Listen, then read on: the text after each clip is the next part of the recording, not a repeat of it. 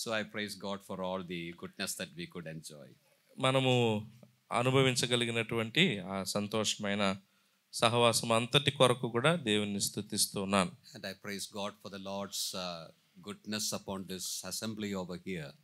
ఇక్కడ ఉన్నటువంటి స్థానిక సంఘం మీద కూడా మరి ప్రభు చూపిస్తున్న తన మంచితనం అంతటిని బట్టి కూడా నేను దేవుని స్తుతిస్తున్నాను.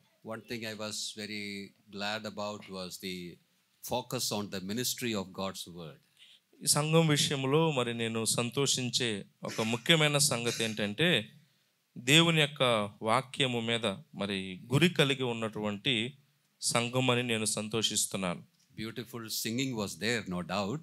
చక్కని మధురమైనటువంటి పాటలు సంగీతం ఉన్నది, సందేహం లేదు. But the time for that was very minimum. కానీ కొంత సమయం మాత్రమే దానికి ఇవ్వబడుతుంది. It would have been good if they had sung a few more. మరికొన్ని పాటలు వారు పాడితే ఇంకా బాగుంటుంది. But the focus was on the ministry of God's word. కానీ మరి ప్రాధాన్యత దేవుని యొక్క వాక్యం మీద ఉంటున్నది. When we go to many places, we see that reducing, in fact. కొన్ని స్థలాలకు వెళ్ళినప్పుడు మరి మాకు సమయం చాలా తక్కువగా ఉంటుంది. And the congregation also, you all brothers and sisters, without sleeping, you all also are attending very much to the ministry. అలాగే ఇక్కడున్నటువంటి సహోదర సహోదరులైన మీరు కూడా ఎక్కువ నిద్రేం పోకుండా బాగా మెలకుగానే దేవుని యొక్క వాక్యాన్ని ఆలకించారు. అందును బట్టి సంతోషం. I praise God for that grace the Lord has given. ప్రభు మీకు అనుగ్రహించిన కృపను బట్టి నేను సంతోషిస్తున్నాను. Now it's my prayer that all that we heard these days, these 3 days, we heard quite a lot. May something or the other come to our help in our Christian life and service. ఈ 3 దినాలు చాలా సంగతులు మనం విన్నాము. విన్న సంగతులు అన్నీ కూడా ఏదో ఒక విధంగా మన ఆత్మీయ జీవితానికి అవి సహాయకరంగా ఉంటాయని నేను భావిస్తున్నాను. Now I cannot exceed the time that is given to me. నాకు ఇవ్వబడిన సమయానికి నేను మించిపోను. If I exceed the time, you have no problem.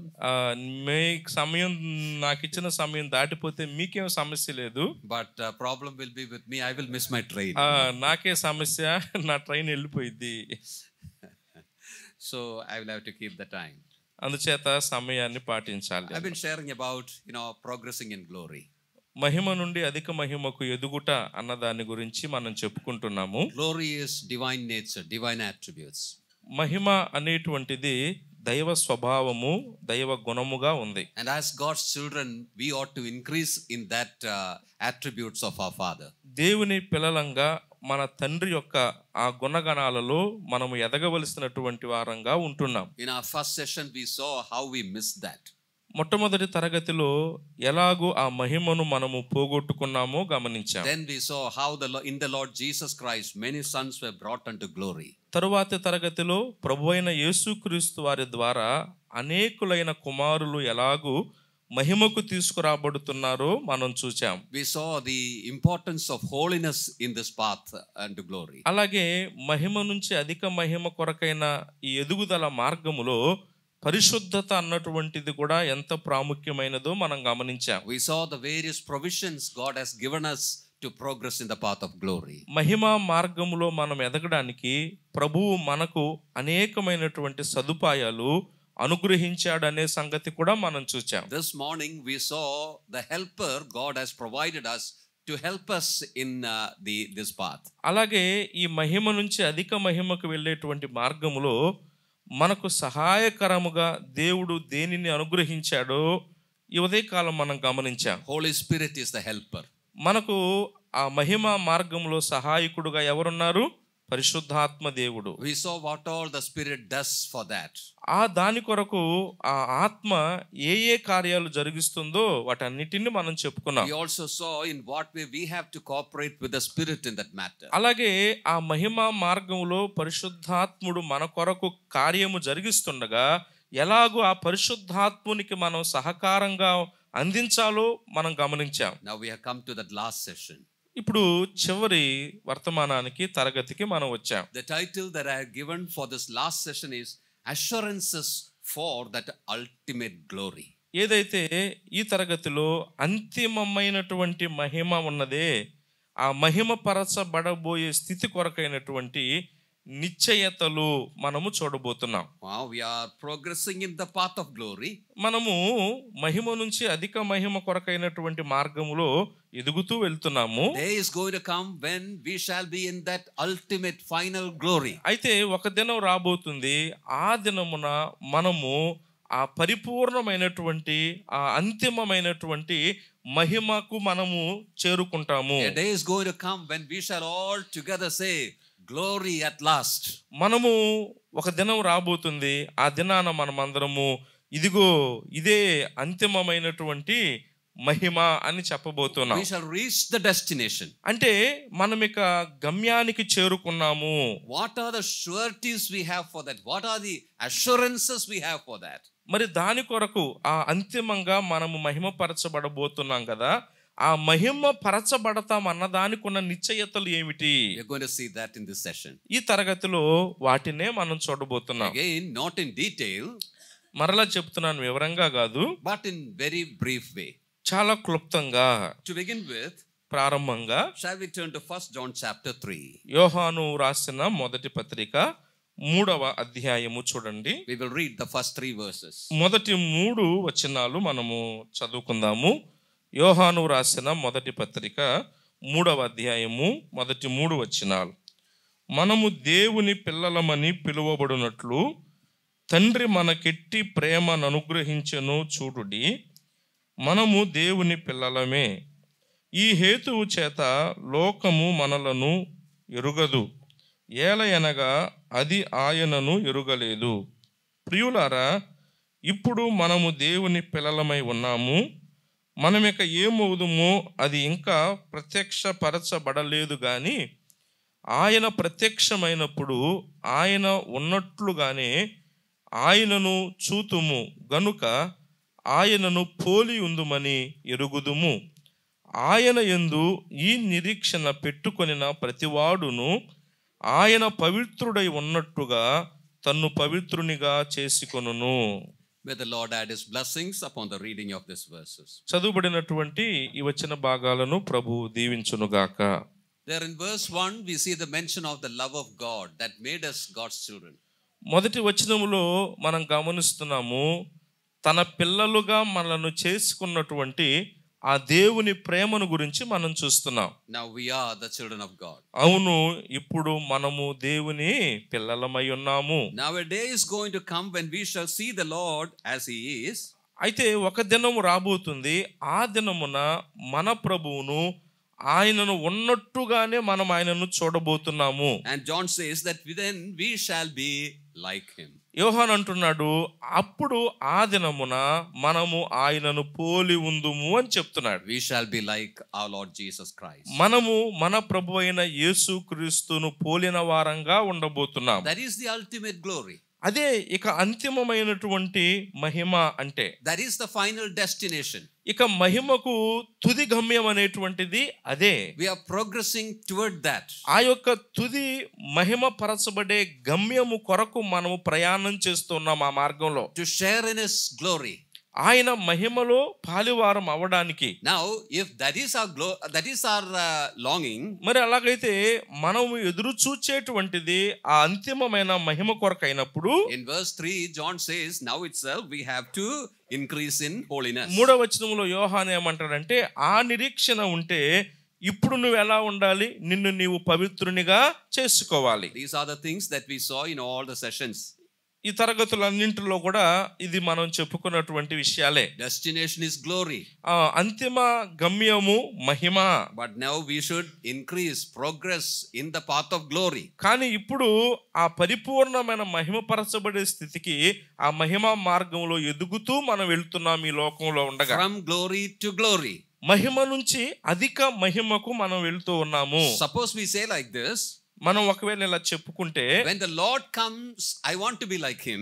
నా ప్రభువు వచ్చినప్పుడు నేను ఆయనను పోలి ఉండాలని కోరుకుంటున్నాను. But now even without it I am okay.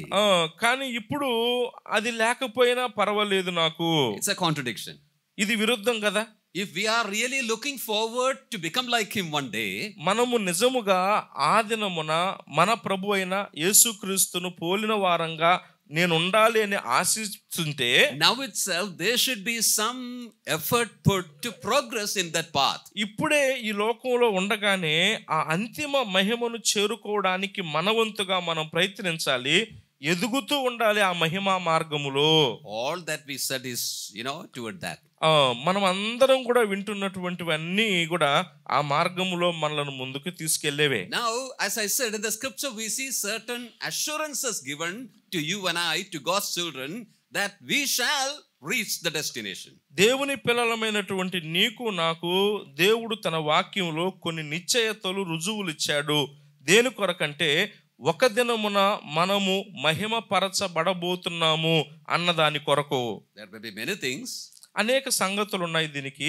but I want to present before you 4 points, 4 truths in connection with that. దానికి సంబంధించి ఒక 4 సత్యాలు మీ ఎదుటికి తీసుకురావాలనుకుంటున్నాను. What are the assurances for that final ultimate glory? ఆ అంతిమమైనటువంటి తుది మహిమ స్థితి కొరకు ఎదురు చూచుట కొరకై మనము కలిగి ఉన్న నిశ్చయతలు. Number 1, మొట్టమొదటిది the purposes of God. దేవుని యొక్క ఉద్దేశములు. Number 2, రెండవది the promise of the Lord. దేవుని యొక్క ప్రభువు యొక్క వాగ్దానము. Number 3, మూడవది the power of the Lord. దేవుని యొక్క శక్తి. And number 4, నాలుగవది the presence of the Spirit. దేవుని ఆత్మ సన్నిధి. I think it's simple, తేలిగ్గా ఉన్నాయి కదా, easy to remember. గుర్తుపెట్టుకోవడానికి కూడా సులభంగా ఉన్నాయి కదా. Number 1, మొట్టమొదటిది ఏంటి? the purposes of God. దేవుని ఉద్దేశములు. Number 2, రెండవది the promise of the Lord. దేవుని వాగ్దానము. Number 3, మూడవది the power of the Lord. దేవుని శక్తి. And number 4, నాలుగవది the presence of the Spirit. ఆత్మ సన్నిధి. Let me try to explain this in a very brief way. క్లుప్తంగా వీటిని వివరించడానికి ప్రయత్నిస్తాను. Number 1 is the purposes of God. మొట్టమొదటిది మరి దేవుని యొక్క ఉద్దేశ్యములు. Turn with me to Romans chapter 8. రోమీయులకు రాసిన పత్రిక 8వ అధ్యాయం చూడండి మాతో కూడా. In the course of our study, we were referring to this chapter many times. మన యొక్క ధ్యానంలో భాగంగా చాలా సార్లు అధ్యాయంలోకి వస్తూ ఉన్నాము. Very important chapter. చాలా ముఖ్యమైనటువంటి అధ్యాయం కూడా. Now look at verses 28 to 30. 8వ అధ్యాయము రోమా పత్రిక 28 నుండి 30 వరకు ఉన్న వచనాలను గమనించండి. Now we know that all things work together for good to them that love God, to them who are called according to his purpose. దేవుణ్ణి ప్రేమించు వారికి అనగా ఆయన సంకల్పము చొప్పున పిలువబడిన వారికి మేలు కలుగుటకై సమస్తమును సమకూడి జరుగుచున్నవని ఎరుగుదుము. There we see the mention of his purpose. అక్కడ మనం గమనించినట్లయితే ఆయన సంకల్పము చొప్పున అనే మాట చూస్తున్నాం. This is the eternal reference to the eternal purpose of God. అంటే ఇది దేవుని యొక్క నిత్య సంకల్పాన్ని తెలియజేసేటువంటి మాట ఇక్కడ. Now according to that purpose, what all he did in connection with the salvation of you and I, ఆ యొక్క ఉద్దేశము కొరకు నా రక్షణ కొరకు ప్రభువు ఏం చేశాడు? verse 29, 29వ వచనములో whom he did foreknew, he also predestinated. దేవుడు ఎవరిని ముందుగా ఎరిగెను వారిని ముందుగా నిర్ణయించెను. He foreknew us. మనలను ముందుగానే ఆయన ఎరిగి ఉన్నాడు. And he predestinated or marked us out for God's blessings. రెండవదిగా దేవుని ఆశీర్వాదాల కొరకు ముందుగానే నిర్ణయించి మనలను గుర్తుపెట్టాడు. Then verse 30, తర్వాత 30వ వచనంలో those who are predestinated he called. ఎవరిని ముందుగా నిర్ణయించాడో ఆయన వారిని పిలిచాడు. Those who are called they are justified. ఎవరిని పిలిచాడో వారు నీతిమంతులుగా తీర్చాడు. All these have happened in your life and my life. ఇవన్నీ కూడా నా జీవితంలో జరిగాయి. These are all very important terms in the Bible. Bible గ్రంథములో ఇవి ప్రాముఖ్యమైనటువంటి పదములుగా కూడా ఉన్నాయి. We can go on speaking about it. దాని గురించి చెప్పుకుంటూ వెళ్ళవచ్చు. But that's not our purpose now. కానీ అది కాదు ఇప్పుడు మన ఉద్దేశం. Now the last portion of verse 30 says, 30వ వచనము ఆఖరి భాగం ఏం చెప్తుంది? those who are justified he also glorified. ఎవరిని నీతిమంతులుగా తీర్చెనో వారిని మహిమపరిచెను. There we have our word. అక్కడ ఆ పదం మనం చూస్తున్నాం, glorified. మహిమపరచెను. Are we glorified? మనం మహిమపరచబడ్డామా? We are still the same, right? మనం అక్కడైతే చదువుతున్నాం, మహిమపరచెనని చదువుతున్నాం కదా. Physically we have all problems, right? It's not yet saved, it's not yet redeemed. రక్షించబడ్డాం, కానీ భౌతిక దేహంలో చాలా అనారోగ్యాలతో బలహీనంగా ఉన్నాం. ఇంకా మనం ఈ దేహం నుంచి విమోచించబడలేదు. Sugar problem, kidney problem, BP problem, all that are there. Sugar, kidney, BP అన్ని సమస్యలే కదా. Is it glorified yet? అటైతే మరి మహిమ అనేటువంటిది ఉందంటారా? Paul says glorified. పౌలు ఏమంటున్నాడు? మహిమ పరచెను అంటున్నాడు. Past tense. జరిగిపోయినట్లుగా చెప్తున్నాడు. In two ways we can explain that. దీన్ని రెండు విధాలుగా మనం వివరించవచ్చు. One is, ఒకటి, positionally we are glorified. మనము మన స్థానపరముగా మహిమ పరచబడ్డాము in Christ Jesus. క్రీస్తు యేసులో. It's true. అది నిజము. But అయితే we can, explain it in a different way also practically. ఆ క్రియాత్మకంగా మరొక విధంగా కూడా దాన్ని మనం వివరించవచ్చు. Paul is using that word in past tense, showing that definitely it's going to happen. ఎందుకు జరిగిపోయినట్లుగా పౌలు మహిమపరచని చెప్తున్నాడంటే భవిష్యత్తులో అది ఖచ్చితంగా జరగబోతుంది గనుకనే చెప్తున్నాడు. ఇది ఇంకొక కోణం. I think in one of the classes I had referred to that like. ఇంతకు ముందు ఒక తరగతిలో నేను ఈ మాట ప్రస్తావించుంటాను. It's definitely going to happen. ఖచ్చితంగా జరగబోతుంది ఇది.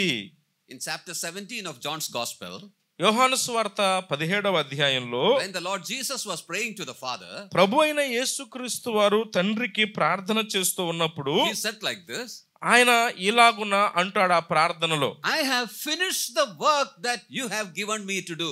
చేయుటకు నీవు నాకిచ్చినటువంటి పనిని నేను సంపూర్ణముగా నెరవేర్చాను. I have finished. నేను నెరవేర్చాను. Was it finished? అంటే నెరవేర్చేశాడా? అప్పటికి he was going to finish it only in the next day. నెరవేర్చబోతుంది ఎప్పుడు? తర్వాత రోజు. He was telling that, a day before he went to the cross. కానీ నేను నెరవేర్చాను తండ్రి అని చెప్తుంది సిలువకు వెళ్ళడానికి ముందు రోజు చెప్తున్నాడు ఆ మాట. But the Lord is telling it is finished. కానీ ప్రభు అలా ఏం చెప్తున్నాడు? నెరవేర్చి తిని అయిపోయింది. Why is he using that past tense? ఎందుకు అక్కడ నెరవేర్చేస్తానని గతించిపోయినట్లుగా చెప్తున్నాడు? He is on the way to do that. ఎందుకంటే అది జరిగించే మార్గములో ఆయన ఉన్నాడు గనుక. Definitely going to be done. ఖచ్చితంగా ఆ పని జరిగిపోయింది. That past tense shows his commitment. అందుచేత ఆ గతించిపోయినట్లుగా చెప్పే ఆ సందర్భము ఆ కార్యం విషయమై ప్రభువు కలిగి ఉన్నటువంటి సమర్పణ మనం చూస్తాం. I think in one of the classes when I was explaining it, I gave an illustration.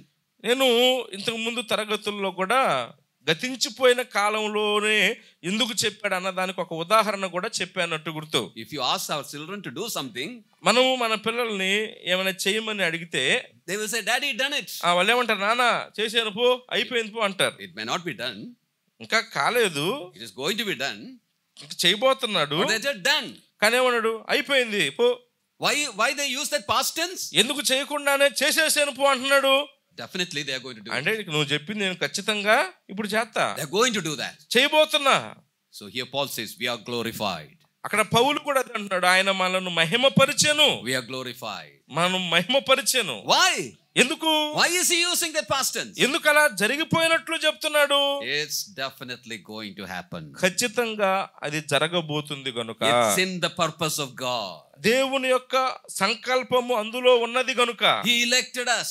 ఆయన మనల్ని ఎన్నుకున్నాడు. Predestinated us. ముందుగా నిర్ణయించుకున్నాడు. Called us. పిలుచుకున్నాడు. Justified us. నీతిమంతులుగా తీర్చాడు. All these happened. ఇవన్నీ జరిగిపోయాయి. Then the next one also will happen. తర్వాత ఇవన్నీ జరిగాయి గనుక వాటి తర్వాతది కూడా జరుగుతుంది. That is next in the purpose of God. ఆ దేవుని యొక్క సంకల్పములో ఇక తర్వాత ఉందా అదే. He will perfect that which concerneth us. ఆయన మనలను మరి పిలిచినటువంటి వాడు, ఆయన పరిపూర్ణుడు. He won't leave it half done. ఆయన అసంపూర్ణముగా విడిచిపెట్టేటువంటి వాడు కాదు కార్యాలు. Sometimes we do something and we leave it half done, isn't it?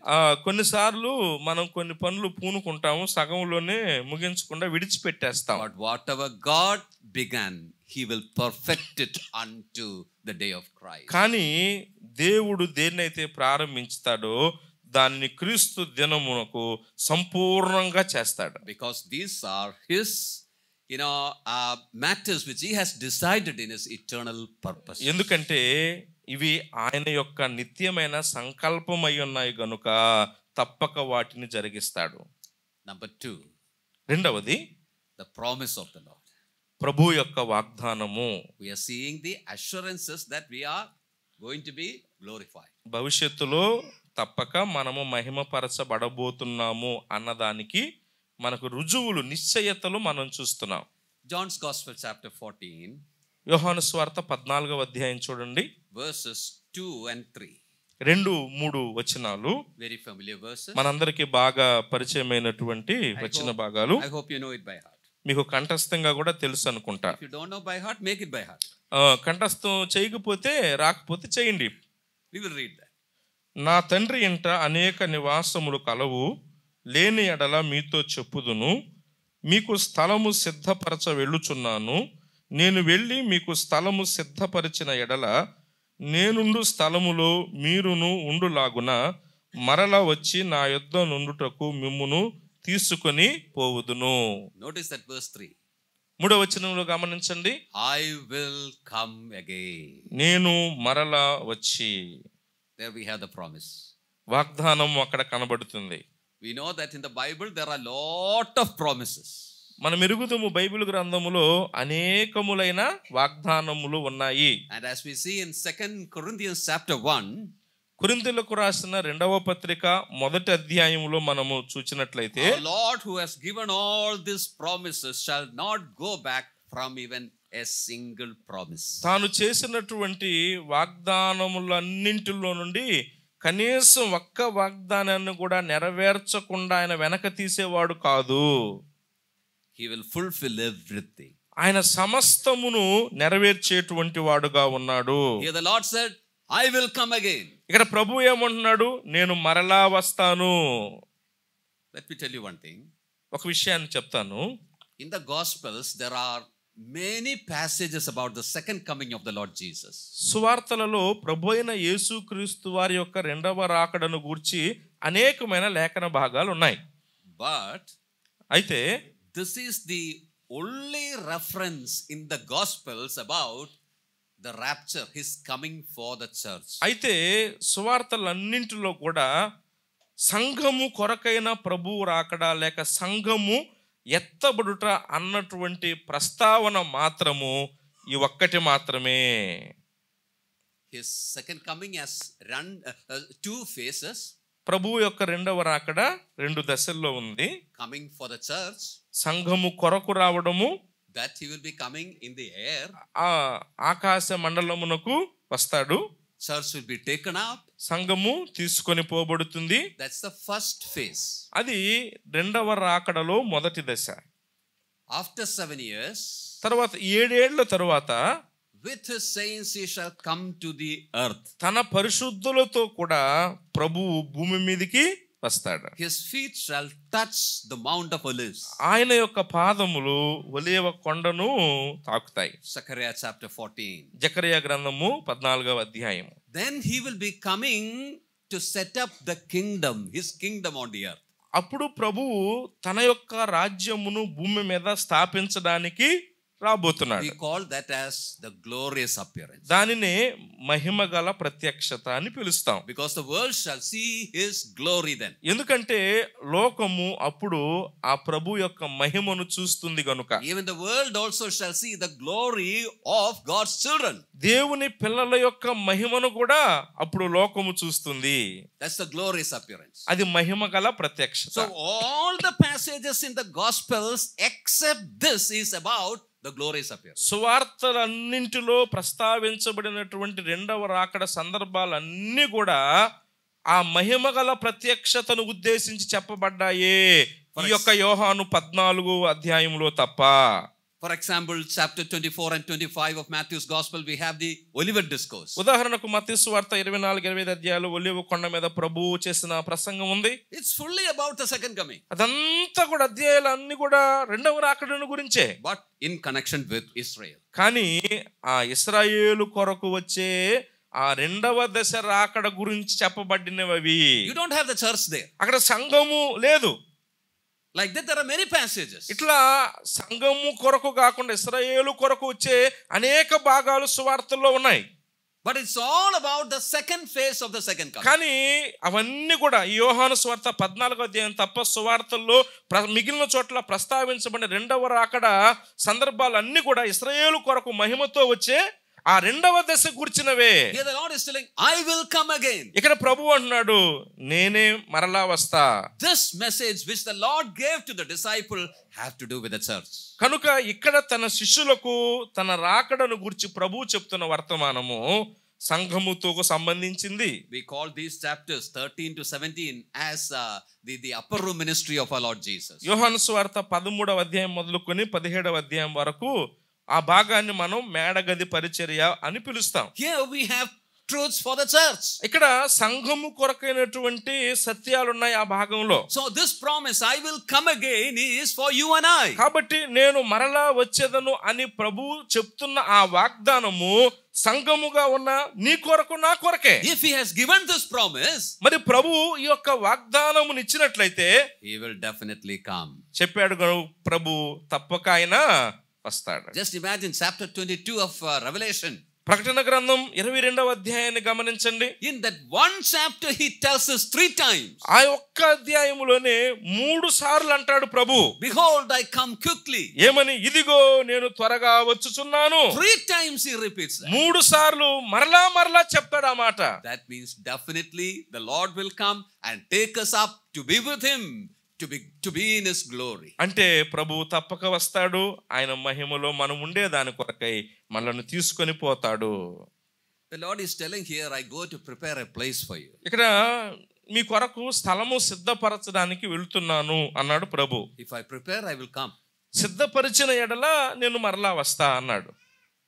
Does it mean that it takes this much time for him to prepare? అంటే మన కోసం స్థలం సిద్ధపరచడానికి ఆయనకి ఇన్ని సంవత్సరాలు ఇంతకాలం పట్టిందంటారా? Now it's already 2000 years.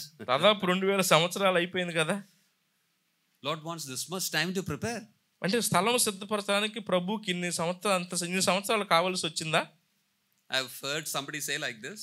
ఒకరు ఇలా చెప్పడం నేను విన్నాను. In 7 days he created all things.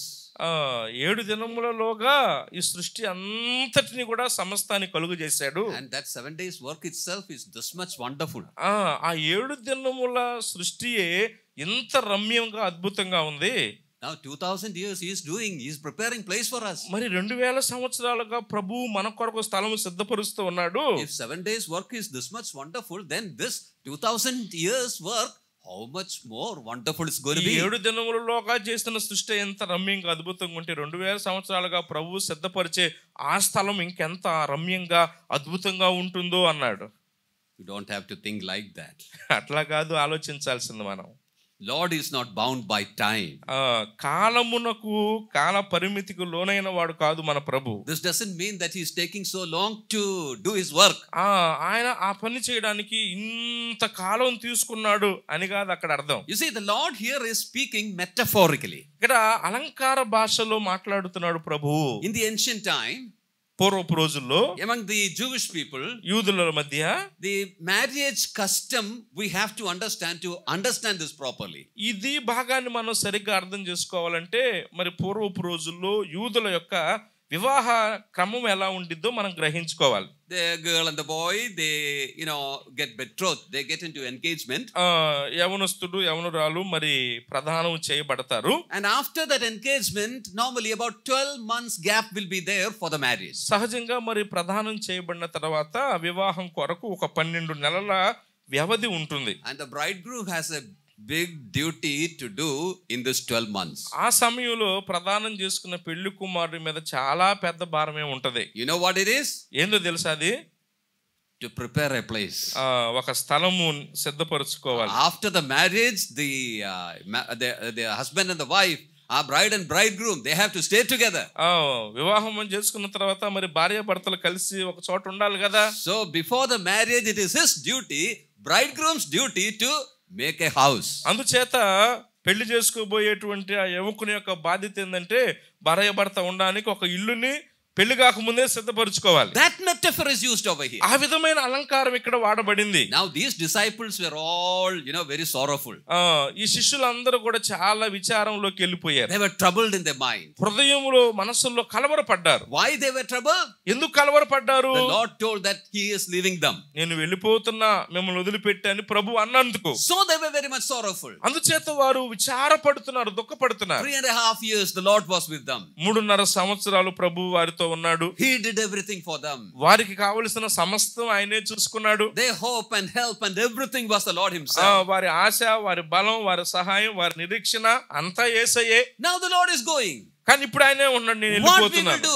మేమేం చేయాలి ఇప్పుడు? They thought that the fellowship and the relationship with the Lord is come to an end. అంటే ఇక యేసు ప్రభు వారితో మాకు కలిగి ఉన్నటువంటి ఆ సంబంధం అనేటువంటిది ఇక తెగిపోతుందేమో. But now the Lord is telling, అయితే ప్రభు ఏమంటున్నాడు? I go to prepare a place for you. నేను మీ కొరకు స్థలము సిద్ధపరచ వెళ్ళుచున్నాను. What does that mean? అంటే దాని అర్థం ఏంటి? Just like the bridegroom makes a house for the bride, ఏ విధంగానైతే పెండ్లి కుమారుడు తన పెండ్లి కుమార్తె కొరకు ఒక గృహమును సిద్ధపరుస్తాడో, I am going to prepare a place. నేను కూడా మీ కొరకు స్థలము సిద్ధపరచ వెళ్ళుచున్నాను. What does it mean? అంటే దాని అర్థం ఏంటి? Relationship has not come to an end. మీకు నాకు మధ్య ఉన్న ఈ సంబంధం తెగిపోదు. My dear children, our fellowship hasn't come to an end. నా బిడ్డలారా, మీకు నాకు మధ్య ఉన్న ఈ సంబంధము తెగిపోదు. In my father's house we are going to live together. నా తండ్రి ఇంటిలో మనం అందరము కలిసి నివసించబోతున్నాము. Our life has just begun. మన యొక్క జీవితము సహవాసము ఇది ప్రారంభమే. You should not be troubled because of what I said. నేను మీతో చెప్పిన మాటలను బట్టి మీరు కలవరపడవలసిన అవసరం లేదు. I will come again. నేను తప్పక మరలా వస్తాను. This is a promise for you and I. నీకు నాకు ప్రభు ఇచ్చిన వాగ్దానం ఇదే. When we ponder upon that promise, ఈ వాగ్దానాన్ని మనం ఆలోచిస్తూ ఉంటుండగా the response that we should have is, come Lord Jesus. మనం ఎలా స్పందించాలి? అవును ప్రభు అయిన యేసు త్వరగా రమ్ము. You shall fulfill that promise.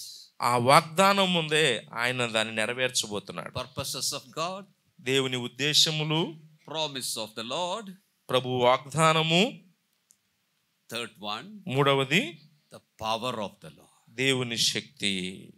He is able. ఆయన సమర్థుడు. Come to Philippians 3. ఫిలిప్పీలకు రాసిన పత్రిక 3వ అధ్యాయంలో చూడండి. From there we understand that what he has promised he is able to fulfill also. అక్కడ మనం గమనించినట్లయితే ఆయన వాగ్దానము చేసినటువంటి దానిని నెరవేర్చగలిగిన శక్తిమంతుడుగా కనబడతాడు. Verses 20 and 21. ఫిలిప్పీలకు రాసిన పత్రిక 3వ అధ్యాయము 20-21 వచనాలు చూస్తున్నారు అందరూ బైబిల్లో చూడండి. మన పౌరస్థితి పరలోకమునందున్నది, అక్కడ నుండి ప్రభు అయిన యేసుక్రీస్తు అను రక్షకుని నిమిత్తము కనిపెట్టుకొని ఉన్నాము. సమస్తమును తనకు లోపరుచుకొన జాలిన శక్తిని బట్టి ఆయన మన దేన శరీరమును తన మహిమ గల శరీరమునకు సమరూపము గలదిగా మార్చును. Oh yes, there we have the power of God. అక్కడ మనం గమనిస్తున్నాము శక్తి. It says, who shall change our vile body that it may be fashioned like unto his glorious body. మన దేన శరీరమును తన మహిమ గల శరీరము వంటి దానిగా మార్చగలిగినటువంటి వాడు తన శక్తిని బట్టి. That's glorification. మహిమపరచబట్టు అదే. Who shall change our vile bodies? మన యొక్క దేన శరీరములను మార్చే ప్రభువు. Change. మార్చేటువంటి వాడు. We have seen that earlier also, isn't it? ఇంతకు ముందు కూడా చూసాం కదా. Change from glory to glory. మహిమ నుంచి అధిక మహిమకు మార్చబడుచున్నాము. Of course, in the original it's a different term. మూల భాషలో వేరొక పదము, but the idea is there. కానీ తలంపు అదే. He shall change our vile bodies. ఆయన మన దేన శరీరములను మార్చబోతున్నాడు. We shall become like his glorious body. ఆయన మహిమ గల శరీరము వంటి వారముగా మన దేహము మారిపోబోతుంది. We don't have to doubt this work of the Lord. ఈ దేవుని యొక్క కార్యం గురించి మనం ఎంత మాత్రం సందేహించాల్సిన అవసరం లేదు. Because this verse says, ఎందుకంటే ఈ వచనం ఏం చెప్తుంది అంటే, according to the working whereby he is able even to subdue all things unto himself. ఏమంటున్నాడు? సమస్తమును తనకు లోపరుచుకొన జాలిన శక్తి కలిగిన దేవుడు. He is able. ఆయన శక్తిమంతుడు. He is able to do this work. ఈ కార్యమును చేయడానికి ఆయన శక్తిమంతుడు. When you come to 1 Thessalonians chapter 4, తెస్సలోనికైలకు రాసిన మొదటి పత్రిక 4వ అధ్యాయంలోకి మనం వస్తే, there we see what shall happen when the Lord comes. ప్రభు వచ్చినప్పుడు ఏం జరగబోతుందో అక్కడ మనం చూస్తాం. Well, those who are dead in Christ shall rise. క్రీస్తునందు మృతులైన వారు లేస్తారు. The believers who are living at that time, they shall be transformed. సజీవులుగా విశ్వాసులైన వారు మార్పు పొందుతారు. They shall be caught up together with the Lord. ఏకముగా ప్రభువును ఎదుర్కోవడానికి కొనిపోబడతారు. In 1 Corinthians 15:51 and 52 also we see the same thing. కొరింథీ మొదటి పత్రిక 15వ అధ్యాయం 50, 51 వచనాల్లో కూడా అదే తలంపు. There also Paul says that we shall be changed. అక్కడ కూడా పౌలు ఏమంటాడు? మనము మార్పు పొందుదుము. That's our topic, isn't it? మన అంశం అదే కదా. Changed. మార్పు పొందుదుము. Transformation. రూపాంతరము. Becoming like him. ఆయనను పోలిన వారం అవడం. And there Paul says that all those things shall happen in a moment. పౌలు ఏమంటాడు అక్కడ? రెప్పపాటులో, నిమిషములో జరగబోతాయి. In a moment. క్షణములో. You see, read that. Yes, uncle. Right word. నిమిషములో రెప్పపాటున. కొరింథీ మొదటి పత్రిక 15వ అధ్యాయము 50, 51 వచనాలలో అక్కడ వాడబడిన మాటను మనము చూద్దాము. సహోదరులారా, నేను మీకు ఒక మర్మము తెలుపుచున్నాను, కానీ మనమందరము నిద్రించము, ఒక నిమిషములో. In a moment. అంటే ఒక్క గడియలో అన్నట్లుగా. There it is నిమిషములో, but it is not a minute, but it should be, in the fraction of a second, fraction of the time. ఇక్కడ మనం నిమిషములో అనుందగా తెలుగులో అలా కాదు, ఒక సెకనులో కూడా ఇంకా తక్కువ సమయమే. In the smallest fraction of the time. ఒక సమయాన్ని ఎంత తక్కువగా కొలవగలిగితే అంత తక్కువైన సమయములు అని అర్థం. What is the smallest fraction of the time? సమయంకి తక్కువైన కొలత ఏంటి? Yeah. What is that? Milli second. We used to think that it was second. మనము సెకండ్ అనుకుంటాం కాలంలో, ఆ చిన్నది. Then millisecond we used to say. తర్వాత మిల్లీ సెకండ్ అనుకుంటున్నాం. Then after that we divided it again and made it nanoseconds. మళ్ళీ nano seconds గా మళ్ళీ దాన్ని విభజించుకుంటాం. And after that we started dividing that and we made picosecond also. ఆ తర్వాత ఇంకా nanosecond తర్వాత విభజించకపోతే picoseconds. What is picosecond? Picosecond అంటే, you take a second, ఒక సెకండ్ సమయాన్ని తీసుకున్నప్పుడు divide it into trillion times. Trillion times. A trillion means the trillion means you put 1 and put 12 zeros on the other side. Trillion అంటే ఒకటి పక్కన 12 సున్నాలు పెడితే అంత. How much is it? It's beyond our understanding. మనం లెక్క పెట్టలేము. So divide that second to that many times. అంటే ట్రిలియన్స్ భాగాలుగా ఆ ఒక్క సెకండ్ ని విభజించండి. In that time it shall happen. అంత సమయములో జరుగుతుంది అది. Paul tells in the twinkling of an eye. రెప్పపాటులో అన్నాడు. How much time you get to twinkle, blink your eyes? మనం రెప్ప కొట్టడానికి ఎంత సమయం పట్టింది? No time, isn't it? అంత సమయం ఎంత పట్టదు. What it means is in no time the Lord shall accomplish all these things. అంటే సమయముతో నిమిత్తము లేకుండా అంత వేగంగా ఆ కార్యం జరుగుతుంది. He shall do it. ప్రభు చేస్తాడు దాన్ని. He is able. ఆయన శక్తిమంతుడు. You remember what Naomi told about Boaz? Naomi బోయజుతో ఏమందో గుర్తుందా? Until he finishes this, he shall not rest. ఈ కార్యము చేసే వరకు అతడు విశ్రమించడు అంది. The Lord shall do it. ప్రభు దాన్ని చేయగలవాడు. He is able. ఆయన చేయుటకు శక్తిమంతుడు. Power of the Lord. దేవుని శక్తి. The fourth thing I said is, నాలుగవది నేను చెప్పింది. What is that? ఏంటి నాలుగవది? The presence of the Spirit. ఆత్మ యొక్క ఉనికి. The Holy Spirit is within us. ఆ పరిశుద్ధాత్మ దేవుడు మనలో ఉన్నాడు. Come to Romans chapter 8. మరొకసారి రోమాపత్రిక 8వ అధ్యాయానికి రండి. Look at verse 11. 11వ వచనాన్ని గమనించండి. మృతులలో నుండి యేసును లేపిన వాని ఆత్మ మీలో నివసించిన ఎడల మృతులలో నుండి క్రీస్తు యేసును లేపిన వాడు చావునకు లోనైన మీ శరీరములను కూడా మీలో నివసించుచున్న తన ఆత్మ ద్వారా జీవింపజేయును. Spirit dwells in us. ఆత్మ మనలో నివసించుచున్నాడు. That is also an assurance that we shall be raised and glorified. మనము లేపబడి మహిమపరచబడతాము అంతిమంగా అన్నదానికి ఒక నిశ్చయతతో కూడిన రుజువు మనలో ఉన్న పరిశుద్ధాత్ముడు. When we come to Ephesians 1:14, ఎఫెసీయులకు రాసిన పత్రిక 1వ అధ్యాయము 14వ వచనం చూసినప్పుడు చూడండి, there we are told that we are given the earnest of the Spirit. మనకు ఆత్మ సంచకరువుగా ఉన్నాడు. Earnest or advance payment. అంటే ముందస్తుగా డబ్బులు చెల్లించడం కొద్దిగా. Spirit is called as an earnest or advance payment. సంచకరువు బయానా అంటామే. Spirit is given as an advance payment for us. పరిశుద్ధాత్ముడు మనకు భయానాగా ఉంచబడ్డాడు. Advance payment against what? దేనికోసం ముందుగా డబ్బులు కొంత చెల్లించడం? About the perfection of that redemption. ఆ విమోచన యొక్క పరిపూర్ణ కార్యము కొరకు. When we go and buy something, మనం ఏదైనా కొనడానికి వెళ్ళినప్పుడు to assure the purchase, first we give an advance payment. మనము ఇక నేను కొనేసుకుంటాను అనే దాన్ని ఖాయం చేసుకోవడానికి ఏం చేస్తాం? డబ్బులు కడతాం. Once you give the advance, ఒకసారి ఆ వస్తువుకు నువ్వు భయాన ముందుగా డబ్బులు చెల్లించినాక, that means you are sure that you are going to buy it. ఇక ఏమైంది? నువ్వు ఖచ్చితంగా డబ్బులు ఇచ్చావు కాబట్టి ఎంతో కొంత దాన్ని కొనుక్కోబోతున్నావు. So spirit is there inside us.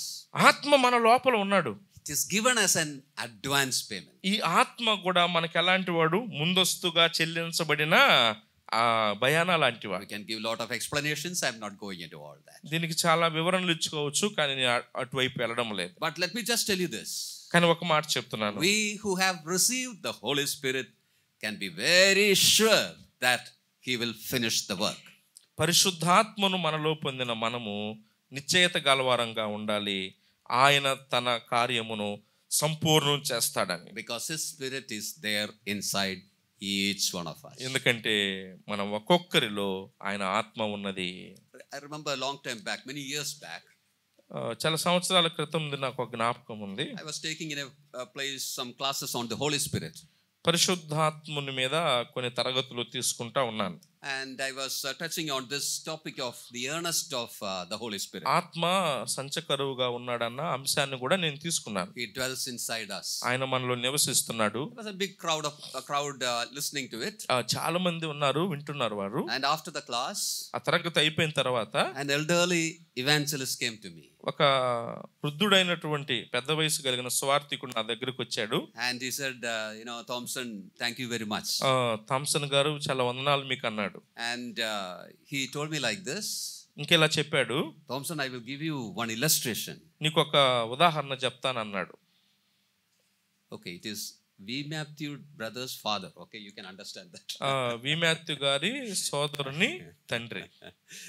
He was an evangelist also. ఆయన స్వార్థికుడు. And he told me, I will give you an illustration. ఆయన చెప్పాడు, ఒక ఉదాహరణ చెప్తాను నీకు అన్నాడు. He told about a man. ఒక వ్యక్తిని గురించి చెప్పాడు. He had a small hut. చిన్న గుడిసె ఉంది ఆయనకి. He was living there alone.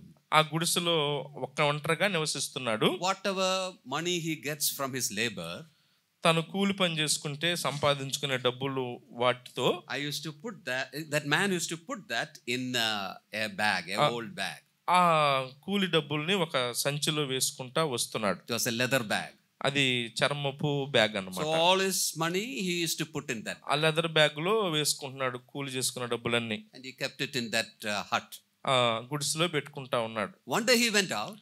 ఒక రోజు బయటికి వెళ్ళాడు. And then when he came back, బయటికి వెళ్ళి తిరిగి వచ్చేసరికి the hut was on fire. ఆ గుడిసె తగలబడిపోతుంది. Then this uncle asked me like this. అప్పుడు అంకుల్ చెప్తున్న అంకుల్ ఇలా అడిగాడు నన్ను. Uncle asked me like this. Uncle who was telling the story, he asked me like ఈ ఉదాహరణ చెప్తున్నటువంటి ఆ అంకుల్ థామ్సన్ గారిని అడిగారు. Brother, you tell me, this man seeing this hut on fire, what he will do, if he has few seconds to go inside and fish out something from inside. ఇప్పుడు ఆ తగలబడేటువంటి గుడిసెలోకి ఏదైనా సరే తెచ్చుకోవాలని ఈ వ్యక్తి త్వరగా వెళ్ళి అవకాశం ఉంటే ఆ ఖాళీ గుడిసెలోకి వెళ్ళి త్వరగా వెళ్ళి దేన్ని తెచ్చుకోగలడు? Few seconds, few minutes are there where he can run inside and take something or the other from inside. తగలబడిపోతుంది, కొన్ని సెకండ్ల సమయం ఉంది, ఆ సెకండ్ల సమయంలో లోపలకు పరిగెత్తి దేన్ని తెచ్చుకుంటాడు? Uncle asked Thompson what that man will do, what he will take from that fire. ఏం చేస్తాడు ఆ కొంచెం సమయంలో గుడిసెలోకి వెళ్ళి ఏం తెచ్చుకుంటాడు చెప్పు థామ్సన్ అని అడిగాడు. Answer is simple, we all know that, right? జవాబు మనకు తెలుసు కదా. So I did not answer, I waited for his answer. నేనైతే జవాబు చెప్పలేదు, ఆ అయ్యగారు ఏం చెప్తాడని ఎదురు చూశాను. And he told me like this. ఆయన ఇలా చెప్పాడు, that old bag, ఆ పాత సంచి, that torn bag, ఆ చినిగిపోయిన సంచి, it's not because of the value of that bag, అంటే అది ఖరీదైనటువంటి సంచి అన్న దాని వెలను బట్టి కాదు, but it is because of what is there inside. దాని లోపల సంచి లోపల ఏముందో దాన్ని బట్టి. Then with much joy he told me like this. అప్పుడు చాలా సంతోషంతో ఇలా చెప్పాడు uncle, he will not forget this bag. ఆయన ఈ సంచిని మర్చిపోలేదు అన్నాడు. Did you get it? అర్థమైందా? he will not forget this old torn bag. ఈ చినిగిపోయిన ఈ పాత సంచిని ఆయన మర్చిపోలేదు. When he told me this, he was 80 plus. అప్పట్లోనే 80 ఏళ్ళు పైబడిన వయసు ఉందంట అయ్యగారికి. Now he is with the Lord. ఇప్పుడు ఆయన ప్రభుతో ఉన్నాడు. The Lord has taken that old bag. ఆ పాత సంచిని ప్రభు తీసుకెళ్ళిపోయాడు. Why? ఎందుకు? Tell me. ఎందుకు? Somebody is there inside. లోపల ఒక విలువైనటువంటి, what is that? లోపల ఉన్నారు ఎవరు? The Holy Spirit is there. పరిశుద్ధాత్మ. he will not leave me. ఆయన విడిచిపోడు. This gives us the assurance. మనకు ఆ నిశ్చయత ఉంది. The presence of the Spirit within. మనలో ఉన్న ఆత్మ యొక్క నివాసము ఆ నిశ్చయత. Dear brothers and sisters, the Lord is not going to forget these old bags. ప్రియమైన సహోదరి సహోదరులారా, ఈ పాత సంచిని ప్రభు మర్చిపోడు. We will reach the destination. ఆ గమ్యానికి మనం చేరుకుంటాం. We shall become like him. మనము ఆయనను పోలి ఉంటాం. From glory to glory. మహిమ నుంచి అధిక మహిమకు. I told you 4 assurances. 4 నిశ్చయతలు నేను మీకు చెప్పాను. Purposes of God, దేవుని ఉద్దేశములు, promise of the Lord, ప్రభువు చేసిన వాగ్దానము, power of the Lord, ప్రభువు యొక్క శక్తి, presence of the Spirit. ఆత్మ యొక్క ఉనికి. The first one is about the Father. మొట్టమొదటిది దేవుని ఉద్దేశములు అంటే తండ్రిని గురించి. Second and third is about our Lord. 2, 3 మన ప్రభువును గురించి. And the last one is about the Spirit. మూడవది ఆయన ఆత్మను గురించి. Father, Son and the Holy Spirit, all 3 persons are there to assure us that what he has begun, he shall finish it. ఆయన మనలో ఆరంభించిన కార్యాన్ని తప్పక ఆ యేసుక్రీస్తు దినమున సంపూర్ణం చేస్తాడన్న నిశ్చయతను తండ్రి, కుమారుడు, పరిశుద్ధాత్ముడు ముగ్గురు కూడా మనకు ఆ నిశ్చయత కలిగిస్తున్నారు. Yes, we shall see our Lord. అవును, ఆ దినాన మన ప్రభువును మనం చూస్తాం. Then we shall become like him. మనము ఆయనను పోలి ఆయన వలే ఉంటాం. We who are waiting for that day, ఆ దినము కొరకు ఎదురు చూస్తున్న మనము, let us purify ourselves. మనలను మనం పవిత్రులుగా చేసుకోవాలి. Progress in that path of glory. మహిమా మార్గములో అంతకంతకు మనం ఎదగాలి. Let's be changed from glory to glory. మహిమ నుంచి అధిక మహిమకు మనం మార్చబడాలి. At last we shall be in glory. అప్పుడు అంతిమంగా మహిమ పరచబడతాం ఆ భవిష్యత్ కాలంలో. May God bless these words in your life. ప్రభు ఈ వాక్యాలు మనందరి మేలు కొరకు దీవించుగాక. Amen. ఆమేన్.